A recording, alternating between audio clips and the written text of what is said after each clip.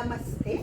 ಇವತ್ತು ನಾನು ಕೆಲವು ವಿಷಯಗಳು ಎಲ್ಲರೂ ಜೀವನದಲ್ಲೂ ಆಗಲೇಬಾರ್ದು ಅಂತಹ ಕೆಲವು ವಿಷಯಗಳನ್ನು ಹೇಳೋದಕ್ಕೆ ಬಂದಿದ್ದೀನಿ. ಈಗ ಮನೆಯಲ್ಲಿ ಮಕ್ಕಳು ಇರ್ತೀವಿ, ತಂದೆ ತಾಯಿ ಎಲ್ಲರೂ ಇರ್ತೀವಿ ಅಲ್ವಾ. ಅದೇ ಥರ ತಂದೆ ತಾಯಿ ಮಕ್ಕಳನ್ನ ಅವ್ರಿಗೆ ಬೇಕು ಬೇಡ ಎಲ್ಲವನ್ನ ಪೂರೈಸಲಿಕ್ಕೆ ತುಂಬ ಪ್ರಯತ್ನವನ್ನು ಪಡ್ತಾರೆ. ಈಗೇನೋ ದುಡ್ಡು ಜಾಸ್ತಿ ಇದೆ, ಆದರೆ ಬೆಲೆ ಕಡಿಮೆ ಇದೆ. ಆದರೆ ನಮ್ಮಗಳ ಕಾಲದಲ್ಲಿ ದುಡ್ಡು ಕಡಿಮೆ ಇತ್ತು, ಬೆಲೆನೂ ಪರವಾಗಿಲ್ಲ. ಆದರೆ ನಮಗೆ ಬರ್ತಾ ಇದ್ದಂತಹ ಸ್ಯಾಲ್ರಿನಲ್ಲಿ, ನಮಗೆ ಬರ್ತಾ ಇದ್ದಂಥ ದುಡಿಮೆಯಲ್ಲಿ ಎಲ್ಲವನ್ನ ಫುಲ್ಫಿಲ್ ಮಾಡೋದಕ್ಕೆ ತುಂಬಾ ಕಷ್ಟ ಆಗ್ತಾಯಿತ್ತು. ಆದರೂ ಸಹ ಕಷ್ಟಪಟ್ಟು ಎಲ್ಲವನ್ನ ಮಕ್ಕಳು ನೀಡ್ಸ್ಗಳನ್ನ ಫುಲ್ಫಿಲ್ ಮಾಡ್ತಾ ಇದ್ವಿ. ತುಂಬ ಕಷ್ಟಪಟ್ಟು ಮಕ್ಕಳನ್ನು ಬೆಳೆಸ್ತಾ ಇದ್ವಿ, ಓದಿಸ್ತಾ ಇದ್ವಿ. ಮತ್ತು ಅವರಿಗೆ ಹಬ್ಬಕ್ಕೆ ಹರಿದಿನಕ್ಕೆ ಎಲ್ಲದಕ್ಕೂ ಸಹ ಕೈ ಎಟುಕುವಂಥ ಬೆಲೆಯಲ್ಲಿ ನಮಗೆ ಬಟ್ಟೆಗಳನ್ನು ತಂದು ಕೊಡ್ತಾ ಇದ್ವಿ. ಈ ರೀತಿ ತುಂಬ ಬಟ್ಟೆ ಕಟ್ಟಿ ಕಷ್ಟಪಟ್ಟು ವಿದ್ಯಾಬುದ್ಧಿ ಕೊಟ್ಟು ಎಲ್ಲವನ್ನ ಮಾಡಿ ಒಬ್ಬ ನಾಗರಿಕನಾಗಿ ಮಾಡಿ, ಅಂದರೆ ಒಳ್ಳೆಯ ನಾಗರಿಕನನ್ನಾಗಿ ಮಾಡಿ ಮಕ್ಕಳನ್ನ ಒಂದು ಸ್ಟೇಜ್ಗೆ ತಗೊಂಬರೋ ಅಷ್ಟರಲ್ಲಿ ತಂದೆ ತಾಯಿಗಳು ತಮ್ಮ ಯೌವನವನ್ನೇ ಕಳ್ಕೊಂಡ್ಬಿಟ್ಟಿರ್ತಾರೆ, ಅವರ ಜೀವನವನ್ನೇ ಕಳ್ಕೊಂಡ್ಬಿಟ್ಟಿರ್ತಾರೆ. ಹೀಗೆ ಆಗಬೇಕಾದ್ರೆ ಮಕ್ಕಳು ದೊಡ್ಡವರಾಗ್ತಾರೆ, ಅವರು ಸಹ ಒಂದು ಒಳ್ಳೆಯ ವಿದ್ಯಾಭ್ಯಾಸವನ್ನು ಪಡ್ಕೋತಾರೆ, ಒಳ್ಳೆ ಸ್ಕೂಲಲ್ಲೇ ಓದ್ತಾರೆ, ಮತ್ತು ಒಂದು ಒಳ್ಳೆ ಉದ್ಯೋಗವನ್ನು ಪಡ್ಕೊಂಡು ಮದುವೆನೂ ಆಗ್ತಾರೆ. ಮದುವೆ ಆಗಿ ಸ್ವಲ್ಪ ದಿನಕ್ಕೆ ಮಗ ಹೇಳ್ತಾನೆ, my wife is my life, my wife is my life. ಇಷ್ಟು ಈಸಿಯಾಗಿ ಹೇಳ್ಬಿಡ್ತಾರಲ್ವ. ತಂದೆ ತಾಯಿ ಅಷ್ಟು ಕಷ್ಟಪಟ್ಟು ಅವ್ರನ್ನ ಒಬ್ಬ ಸುಸಜ್ಜಿತ ನಾಗರಿಕನನ್ನಾಗಿ ಮಾಡೋದಕ್ಕೆ ಎಷ್ಟು ಕಷ್ಟಪಟ್ಟಿರ್ತಾರೆ. ಅದ್ರ ಬೆಲೆನೇ ಅವ್ರಿಗೆ ಗೊತ್ತಾಗಲ್ಲ. ಈ ರೀತಿ ಯಾರಿಗೂ ಸಹ ಆಗಬಾರ್ದು, ತಂದೆ ತಾಯಿಗಳಿಗೂ ಸಹ ಬೆಲೆ ಇರಬೇಕು ಅಂತ ಹೇಳ್ತೀನಿ. ಮತ್ತೊಂದು ವಿಷಯ ಅಂದರೆ ಮನೆಯದೇ ಇನ್ನೊಂದು ವಿಷಯ. ಏನಪ್ಪ ಅಂದರೆ ಹೀಗೆ ಜೀವನ ಮುಂದುವರಿತಾ ಇರುತ್ತೆ. ಸಣ್ಣ ಪುಟ್ಟ ಜಗಳಗಳು ಬಂದೇ ಬರುತ್ತೆ.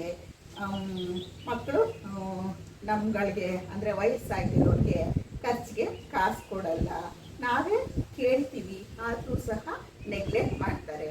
ಅಂಥ ಸಮಯದಲ್ಲಿ ನಾವೇನು ಮಾಡ್ತೀವಿ, ನಾನು ಎಷ್ಟೊಂದು ಖರ್ಚು ಮಾಡಿದ್ದೀನಿ ನಿಮಗೋಸ್ಕರ, ನೀವು ನನಗೆ ಕೊಡಲೇಬೇಕು, ಯಾಕಂದರೆ ನಾನೇನು ಸೇವಿಂಗ್ಸು ಮಾಡಿಲ್ಲ, ನೀವೇ ನನ್ನ ದೊಡ್ಡ ಸೇವಿಂಗ್ ಅಂತ ನಿಮ್ಮ ಮೇಲೆ ನಾನು ಸುತ್ತಿದ್ದೀನಿ, ನಿಮಗೆ ವಿದ್ಯಾಭ್ಯಾಸ ಕೊಟ್ಟಿದ್ದೀನಿ, ನಿಮಗೆ ಕೆಲಸಕ್ಕೆ ಸೇರೋದಕ್ಕೆ ಅನುಕೂಲ ಮಾಡಿಕೊಟ್ಟಿದ್ದೀನಿ, ಇರೋದಕ್ಕೆ ಒಂದು ಮನೆಯನ್ನು ಕಟ್ಟಿಕೊಟ್ಟಿದ್ದೀನಿ, ನೀವಿವಾಗ ನಮ್ಮನ್ನು ನೋಡ್ಕೋಬೇಕು, ನೀವು ನಮಗೆ ನಮ್ಮ ಖರ್ಚಿಗೆ ದುಡ್ಡನ್ನು ಕೊಡಬೇಕಾಗುತ್ತೆ ಅಂತ ಕೇಳಿದ್ರೆ ಮಕ್ಕಳು ಎಷ್ಟು ಈಸಿಯಾಗಿ ಹೇಳ್ತಾರೆ, ನಾನು ನಿಮಗೆ ದುಡ್ಡು ಖರ್ಚಿಗೆ ನನ್ನ ಕೈಲಾಗುವಷ್ಟು ಕೊಡ್ತೀನಿ, ಆದರೆ ಪ್ರೀತಿ ಕೊಡೋಕ್ಕಾಗಲ್ಲ ಅಲ್ವಾ. ನಾವು ಹೇಗೆ ಅವ್ರನ್ನ ಬೆಳೆಸಿರ್ಬೇಕು, ಪ್ರೀತಿಯಿಂದ ಹೊಡೆದಿರ್ಬೋದು, ಬಡ್ದಿರ್ಬೋದು, ಬೈದಿರ್ಬೋದು, ಎಲ್ಲ ಪ್ರೀತಿಯಿಂದ ಒಂದು ಮೂರ್ತಿಯಾಗಿ ಮಾಡಬೇಕಾದ್ರೆ ಕೆಲವು ಪೆಟ್ಟುಗಳು ತಿನ್ನಲೇಬೇಕಾಗುತ್ತೆ. ಆ ರೀತಿ ಒಳ್ಳೆ ಮೂರ್ತಿ, ಒಳ್ಳೆ ವ್ಯಕ್ತಿ ಆಗೋದಕ್ಕೆ ನಾವು ಅವ್ರಿಗೆ ಪನಿಷ್ಮೆಂಟನ್ನು ಕೊಟ್ಟಿರ್ತೀವಿ.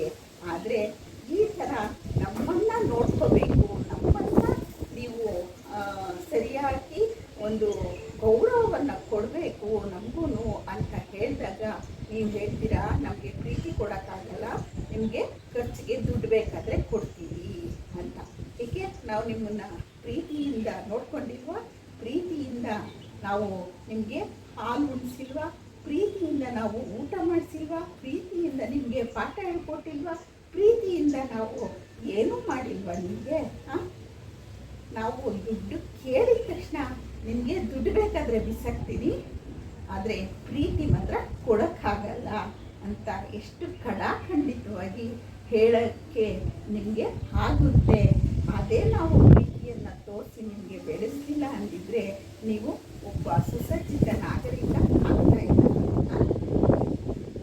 ಇದು ಮನೆಯಲ್ಲಿ ನಡೆಯುವಂತಹ ಘಟನೆಗಳು. ಇದ್ರ ಬಗ್ಗೆ ಆಯಿತು.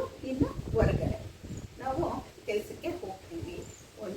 ಗಾರ್ಮೆಂಟ್ಸ್ಗೆ ಹೋಗ್ತೀವೋ, ಒಂದು ಪ್ರೈವೇಟ್ ಸ್ಕೂಲ್ ಹೋಗ್ತೀವೋ, ಒಂದು ಬೇರೆ ಯಾವುದೋ ಕಂಪ್ನಿನಲ್ಲಿ ಕೆಲಸ ಮಾಡ್ತೀವೋ, ಎಲ್ಲವನ್ನು ಸಹ ನಾವು ಸರಿಯಾದ ರೀತಿಯಲ್ಲೇ ಮಾಡಿರ್ತೀವಿ.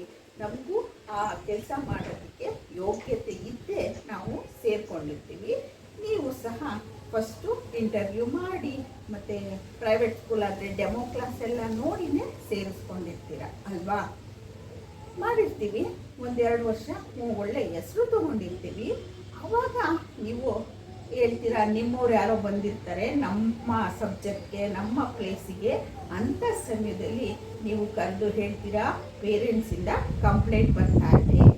ಸರಿ, ಯಾವ ಪೇರೆಂಟ್ಸಿಂದ ಕಂಪ್ಲೇಂಟ್ ಬರ್ತಾ ಇದೆ ಹೇಳಿ, ನಾವು ಅವ್ರ ಹತ್ರ ಮಾತಾಡ್ತೀವಿ.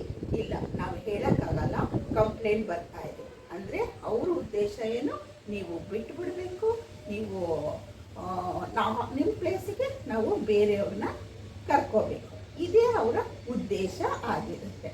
ಅಂತ ಜನ, ನಮ್ಮ ಮೇಲ್ಗಡೆ ಇರುವಂತಹ ಜನ ಸ್ವಾರ್ಥಕ್ಕಾಗಿ ನಮ್ಮ ಜೀವನವನ್ನೇ ಹಾಳು ಮಾಡೋಕ್ಕೆ ಹೊರಟಿರ್ತಾರೆ ಅಲ್ವಾ.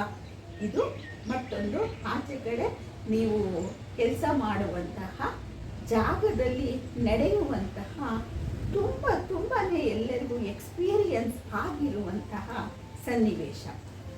ಮತ್ತೊಂದು ಸನ್ನಿವೇಶ ಅಂದರೆ ನಾವು ಕೆಲಸ ಮಾಡೋ ಜಾಗದಲ್ಲಿ ಏನಪ್ಪ ಅಂದರೆ, ಆಗ ನಮ್ಮ ಕಾಲದಲ್ಲಿ ತುಂಬ ನಾವು ಪ್ರೈವೇಟ್ ಸ್ಕೂಲಲ್ಲಿ ವರ್ಕ್ ಮಾಡ್ತಾಯಿದ್ದೋ, ತುಂಬಾ ಜಾಬ್ಗೆ ಅಂದರೆ ಟೀಚರ್ಸ್ ಜಾಬ್ಗೆ ಕಾಲ್ ಫಾರ್ಮ್ ಮಾಡ್ತಾಯಿದ್ರು ಗೌರ್ಮೆಂಟಿಂದ.